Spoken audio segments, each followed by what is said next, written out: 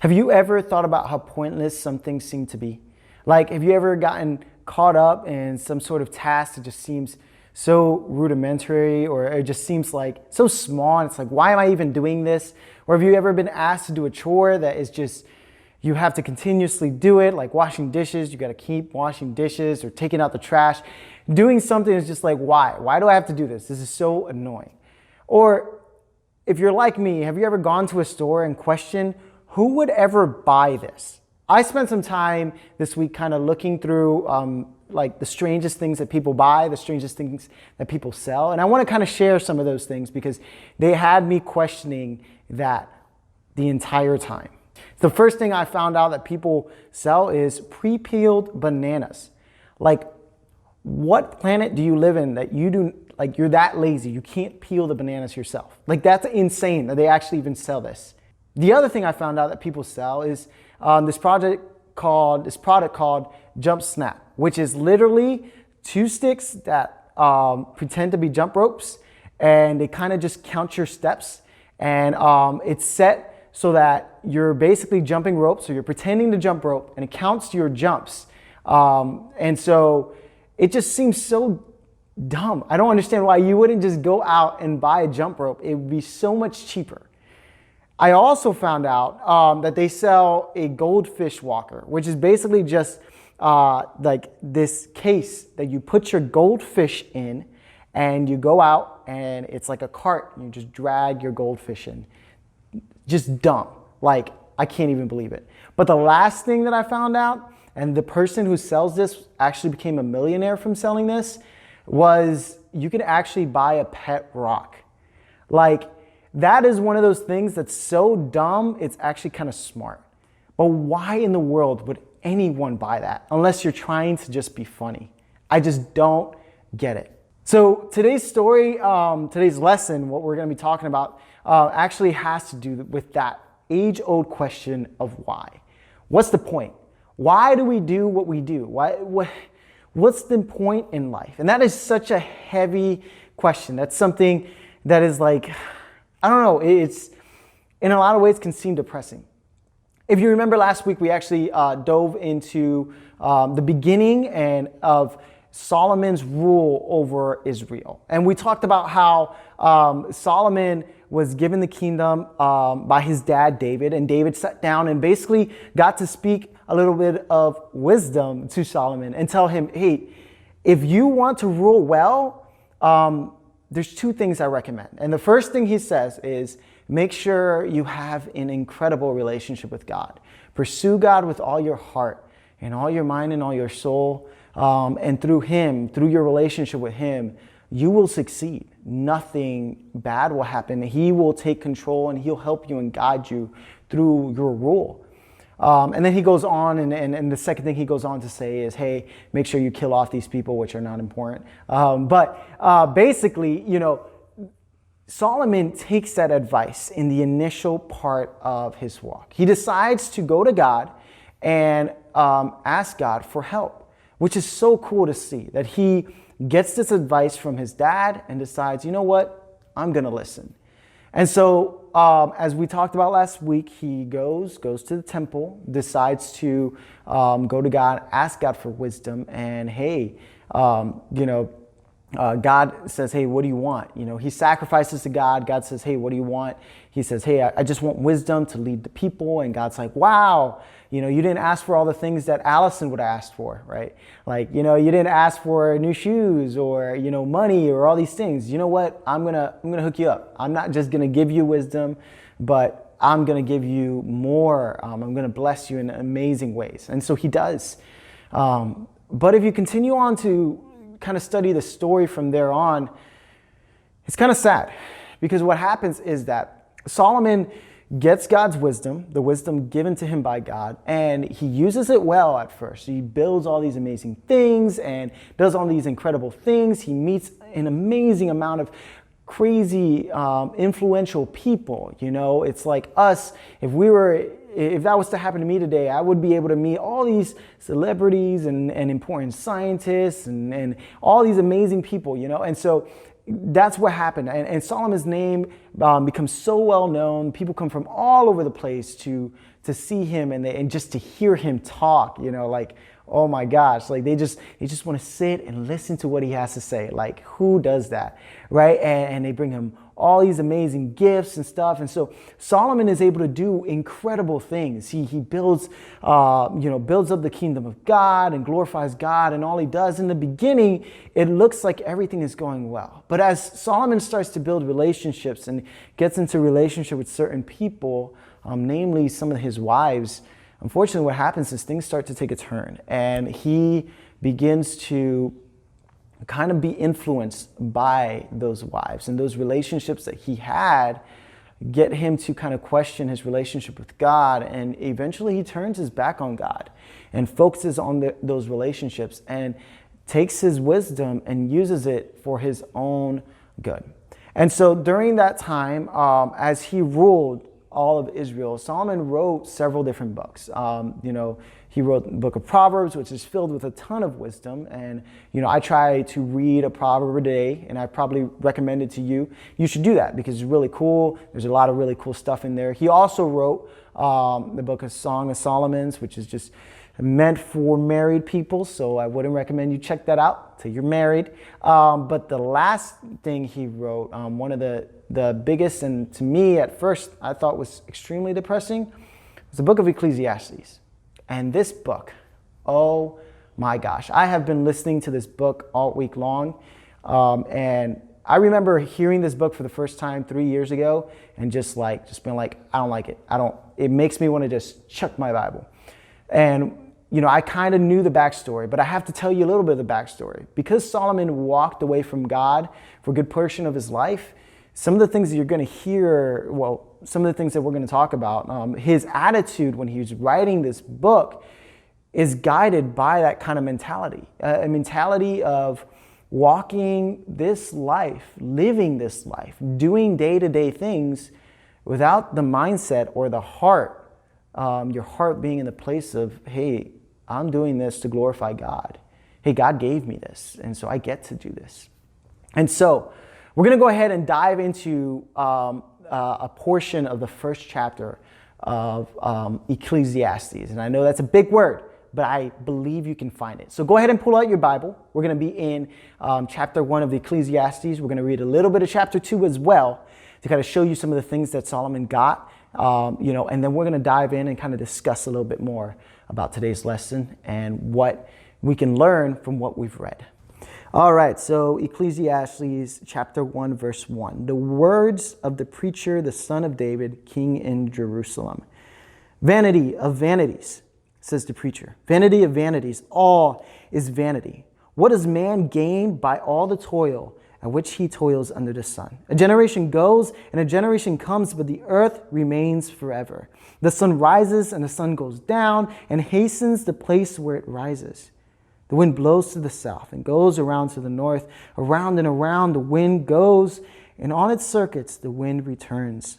All streams run to the sea, but the sea is not full. To the place where the streams flow, there they flow again.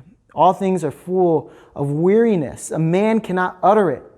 The eye is not satisfied with seeing, nor the ear filled with hearing. And we're going to pause there. Oh my gosh. So he starts off and he starts off complaining. He starts off yelling, vanity of vanities. Now, vanity, what does that word mean? That is a heavy word. Actually, if you do some studying, the original word that this is translated from, I believe it's the Greek, it means hevel, which literally means smoke. It means something you can't grasp. It kind of means nothing, and I guess the best way of describing it is just smoke. You can see that it's there, and it's there for a second, and then it's gone. The book of James actually describes this, and Solomon goes on to say the same thing, basically the same thing that the book of James kind of says, what James says, which is that our life is like vanity. It's like vapor. It's like smoke where, we're here for a moment. And that's what he's saying in these first couple verses. It's like, what's the point? And I know it sounds like fancy terminology, fancy words, but if you really study what he's saying here is, why are we doing this? Why do I have to get up day after day and work and do this and do that? It all ends to nothing. I clean my room today and tomorrow it's a mess, and then I got to clean it again, and then it's a mess, and I clean it again. Why do I even clean it? What's the point? And he goes on and says, some pretty interesting he says, all things are full of weariness. A man cannot utter it. He's like, everything I see, everything I do, everything I touch is full of weariness. Weariness, when you hear that word, it's just this sense of kind of depression, the sense of it's burdening you down. Like you just feel burdened about everything you're doing. And he's questioning it all. He's saying, why? What's the point of it all? And he continues, he says, the eye is not satisfied with seeing, nor the ear filled with hearing. It's kind of interesting. I mean, when I look at that, when I read that, I start to think about Netflix. You go on Netflix, you've seen everything on Netflix. You're like, what am I going to see now? You hear, all the music. You've been hearing something over and over. All week long, you've been listening to the same album, maybe the same playlist. Like, I want to hear something new. And what's interesting is that you continue to read this, Solomon goes on to say those things. He says, there's nothing new under the sun. There's nothing here. What's the point? Today there might be a new song, but if you listen to it, it's very similar to the song we've heard yesterday, so why even make it? That TV show that you told me about reminds me of this TV show I watched last week, and I don't know, there's nothing new. And that's what he's saying here. He's like, what's the point? Why am I listening to this? Why? The eyes don't have enough to see. The ears don't have enough to hear. Nothing will actually satisfy this thing in my heart. Chapter 2. Let's just jump into chapter 2. I kind of want to show you, the rest, if you want to read it, you can read it, and I encourage you to do so. But let's jump to chapter 2 and kind of see what he has to say there. I said in my heart, come now, I will test you with pleasure. Enjoy yourself. But behold, this was also vanity. I said of laughter, it is mad, and of pleasure, what use is it? I searched with my heart how to cheer my body with wine, my heart still guiding me with wisdom, and how to lay hold on folly till I might see what was good for the children of man, to do under heaven during the few days of their life. I made great works. I built houses and planted vineyards for myself. I made myself gardens and parks and planted in them all kinds of fruit trees. I made myself pools from which to water the forest of growing trees. I bought male and female slaves and had slaves who were born in my house. I had also great possessions of herds and flocks, more than any who had been before me in Jerusalem. I also gathered for myself silver and gold and the treasure of kings and provinces. I got singers, both men and women, and many concubines, the delight of the sons of man. Verse 9, so I became great and surpassed all who were before me in Jerusalem. Also my wisdom remained with me, and whatever my eyes desired, I did not keep from them. I kept my heart from no pleasure, for my heart found pleasure in all my toil, and this was my reward for all my toil. Then I considered all that my hands had done, and the toil I had expended in doing it. And behold, all was vanity, and a striving after the wind. And there was nothing to be gained under the sun. Could you imagine somebody coming up to you and said, hey, let's hang out. You go, you meet this person, and he's like, yo, let's try to catch the wind. What would you say to that person? I mean, the wind? Like the wind? Like, how do you catch the wind? You'd probably look at him like Squidward looks at Patrick or SpongeBob, like, you're dumb. Like you can't do that. But that's what Solomon is saying. He's saying that when you strive and look and search and go after all these things the world has to offer, whether it's money, because he's got so much money. God blessed him with wisdom. He was able to acquire everything that he ever desired. He said, anything my eyes saw that I wanted, I could take it. He could plant. He could create the whole city of New York and name it over himself, and it still wasn't enough.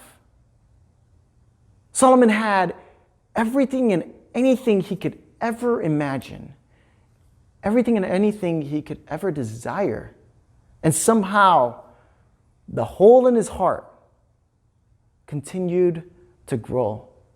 And when he looked back at all the things that he did, you know, that feeling you get sometimes when you do things right, or you do something really well and you look back at it and like, yeah, I did that, you know? Well, he did that.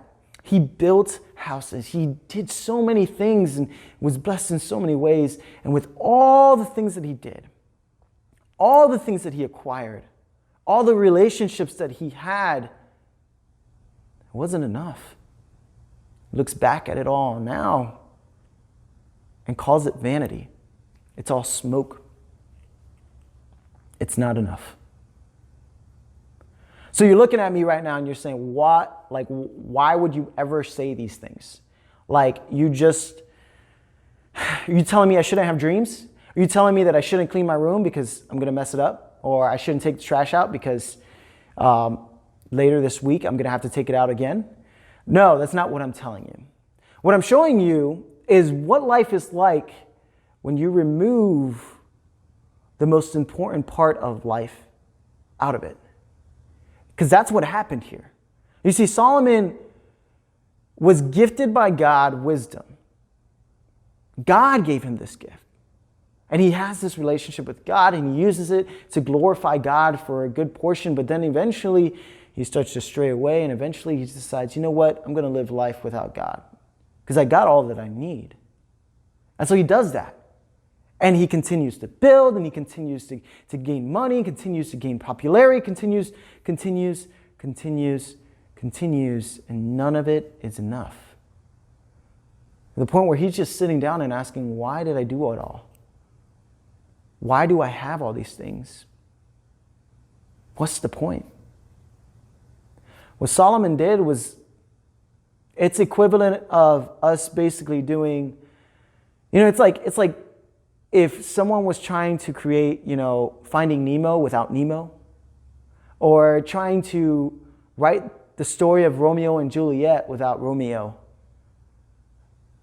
Our story was never meant to be lived out without God.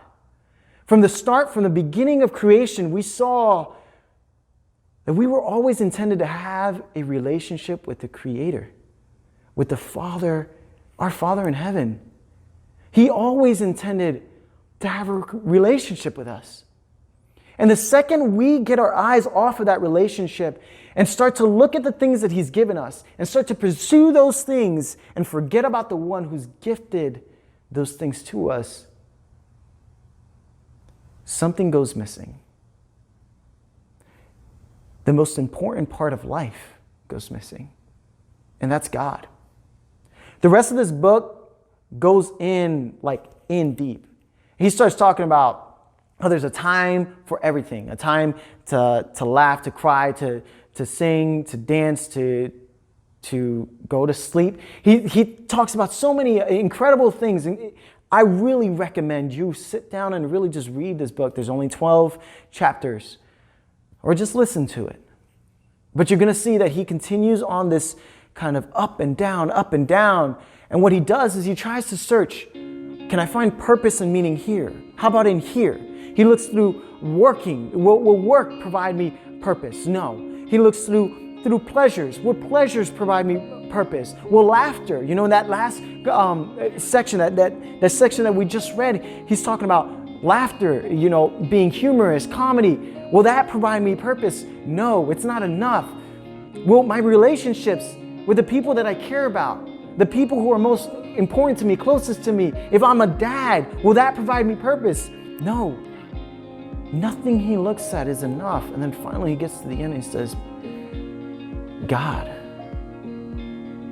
He has to remind himself of God. And when he reminds himself, when he shifts that purpose, he shifts his focus from the things that he has, the relationships that he has, all the things around him, to the one who gave it to him.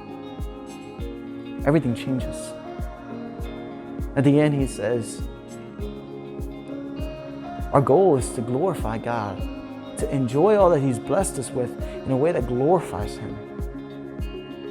To not go out and try to make our purpose, because we can't. We already have one, and we know that.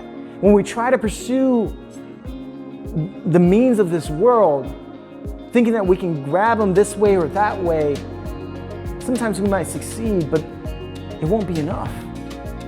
Something in our heart will continue to let us know something is missing.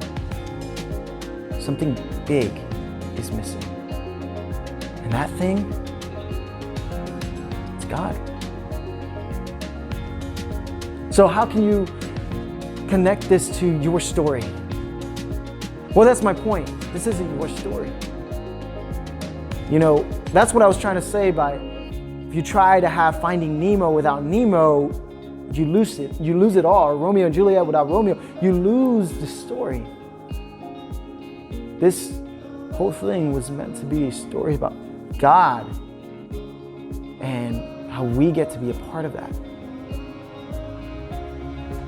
How are you pursuing your relationship with God? What is it based on?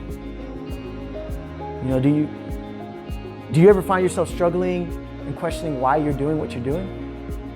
Now, I'm going to let you know something. Every morning, I ask myself that question. I get up every morning, and sometimes I look at myself in the mirror. Sometimes I know that my hair's crazy. I just got a haircut, so now I can, but before it was all crazy, so I didn't. But sometimes I just sit and ask, why am I doing this?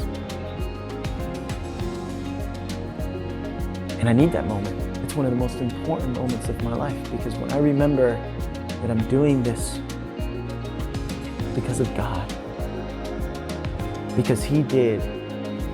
We don't have a cross in here, but I wish we did. Because He did what He did on the cross.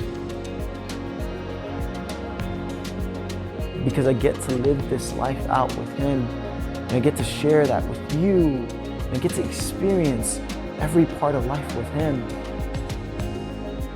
It changes everything. Because of what God has done in my life, I jump on here and do this. Share this to you so that He can do the same thing in your life. So He can show you why you were created. He can encourage you on a day-to-day basis to go on. There is a purpose. There is a bigger plan. And yeah, it may not have your whole name all written on top, but you will be a part of it. And God does that because He knows if your name was on that, it's too much pressure. Let's face it, if this was John Diaz's show, that would destroy me. God does everything for us, knowing what's best for us. And the most important thing that we need is a relationship with Him. So we're going to take this time to dive into small groups and talk about our relationship with God. Talk about what vanity means, and if you've ever struggled with the question of why. And reminding ourselves why we get to do what we do. Guys, I love you, and I'll see you soon.